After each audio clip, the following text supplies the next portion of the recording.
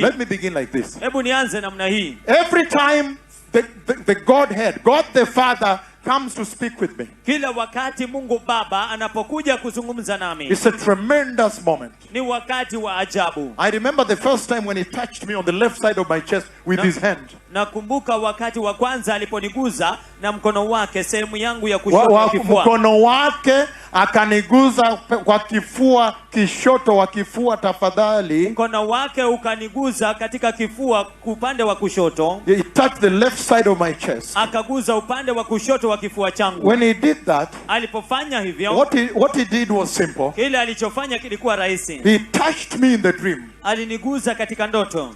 And then he left his hand on my chest until midday. Alafu akaacha mkono wake kifuani mwangu hadi wakati wa saa 6 mchana. Na ilikuwa usiku. It was about 3 a.m. in the night. Na ilikuwa usiku yapata saa 9 za usiku. But he left the hand until 12 midday. Lakini aliacha mkono hadi saa 6 mchana. For the nations. He left his hand on my chest, the left side, until 12 midday. Aliacha mkono wake katika upande wangu wa kushoto hadi saa 6 mchana. But look at this now. Lakini tazama hii sasa. That day when I tried to wake up, siku ile nilipojaribu kuamuka, I could not wake up. Singeweza kuamuka. Because I got up and collapsed. I got up and collapsed. I got up and collapsed. I collapsed the whole day until midday when he lifted the hand. Nilizirai siku nzima hadi saa 6. Sio kuzirai. Nilikuwa naamuka na kuanguka. Alikuwa akiamuka. Nilikuwa mtumishi wa Mungu. Mtumishi wa Mungu alikuwa akiamuka na anaanguka. All the time. Wakati wote. So I said, I would get up and collapse. I would get up and collapse. Kwa hivyo alisema alikuwa anaamuka anaanguka, anaamuka anaanguka. Until midday when he lifted his hand. Hadi saa 6 alipoutoa mkono wake. And that is different also. Na hiyo ni tofauti pia. From the time that he walked into my bedroom. Kwa wakati ule alipoingia katika chumba changu cha kulala. And of course he put this cloud at the door first. Hata hivyo aliweka wingu hili mlangoni kwanza. I can tell you he is a gentleman. Naweza kuambia kwamba he is a gentleman.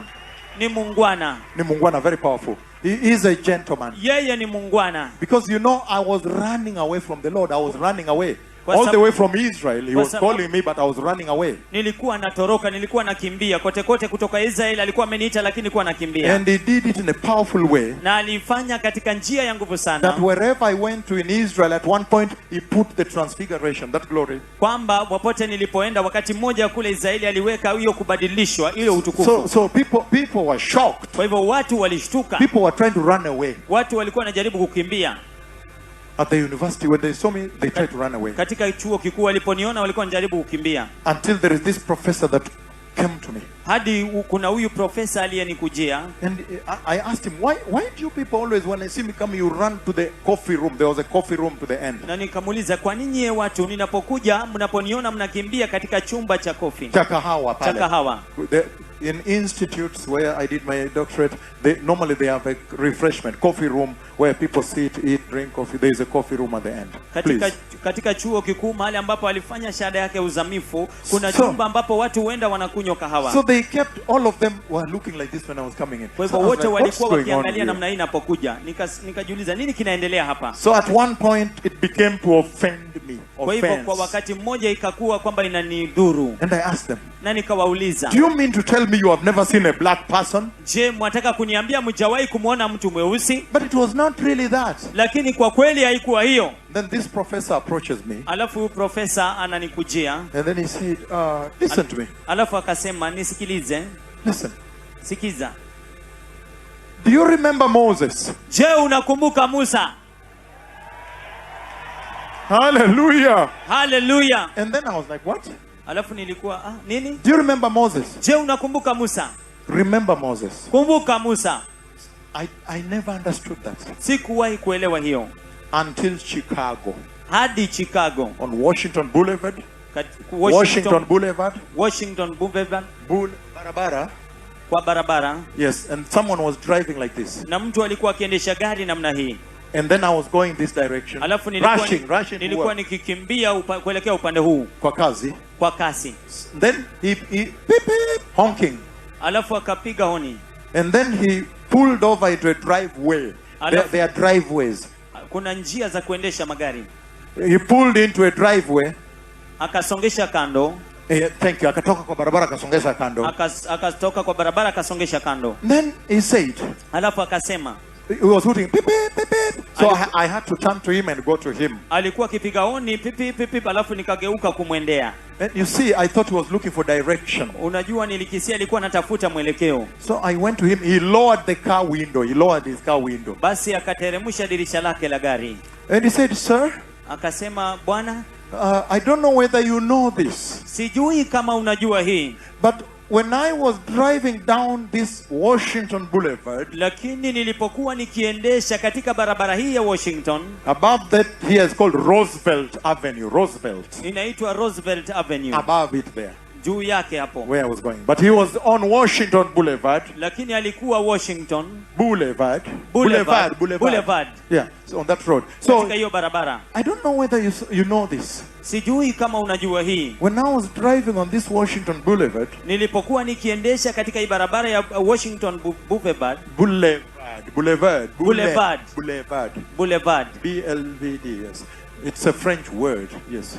So, I don't know whether you know this. Sijui kama unajua hii. He has lowered the window now. Ameteremsha dirisha sasa ya gari. And he's trembling like this. Na alikuwa akitetema namna hii. And he's tetemeka. Akitetemeka namna hii. Hapa ni Mombasa. Alikuwa akitetemeka namna hii. Alikuwa akitetemeka namna hii. And his tears were flowing. Na machozi yake yalikuwa yakitiririka. I don't know whether you know this, sir. Sijui kama unajua hii. But I saw so much light that covered you. Lakini niliona mwangaza mwingi sana ambao ulikufunika. White light. Mwangaza mweupe. Like glory. Kama utukufu. As you are rushing like this with your briefcase. Ulipokuwa ukikimbia ukiharakisha hivi na briefcase yako. And then I looked at him. Alafu nikamwangalia. And I said, I moved a little bit away. Alafu nikasonga kidogo. And I said, sir. Nikamwambia, bwana. I think it's the Jesus I received. Nakisia ni Yesu niliyempokea. That you are seeing. Ambaye unamuona. And then he did his hand to me like this. Alafu akafanya mkono wake namna hii. And then I went to greet him. Alafu nikakwenda kumsalimia. You have to be civilized. You have to take back your hand also. So I took the hand to greet him. Kwa hivyo nikachukua mkono nikamsalimia. The door window. Katika lile dirisha. Not dirisha, sorry, the window. And he held my hand like this. He was trembling. His hands were trembling like this. Mikono yake ilikuwa inatetemeka namna hii. He said, look. Tazama. Even your hands are warm hands. Hata mikono yako ni mikono ambayo iko na joto. And he said, these are healing hands. Akasema hii ni mikono ya uponyaji. No, amazing. Ya shangaza. And then what he said that really blew me off. Alafu kile alichosema kilichonigonga kabisa. He said, sir, and then I started moving away from him like I don't know what this guy is talking about. Sijui huyu mtu anasema nini. Moving a little bit away from him. Nikisonga mbali kidogo na yeye. Sir, I think it's the Jesus I received that you are seeing. Bwana nafikiria ni Yesu ambaye nilimpokea. Ndio unaona. Tafadhali tafsiri kwambio I have a message. So, then kwa hivyo basi I moved away like this. Nikasonga mbali namna hii. Then he said, sir. Alafu akasema, bwana. When he was weeping, crying. Alipokuwa akilia. Do you remember Moses in the Bible? Je, unakumbuka Musa katika Biblia? That knocked me out. Hiyo ilinigonga kabisa. Do you know why it knocked me out? Je, unajua kwa nini ilinigonga? I have just started to pursue the American dream. Nimeanza tu kufuatilia ndoto ya Kiamerika. The American dream. Ndoto ya Marekani. And somebody bring another dream. Na mtu analeta ndoto nyingine.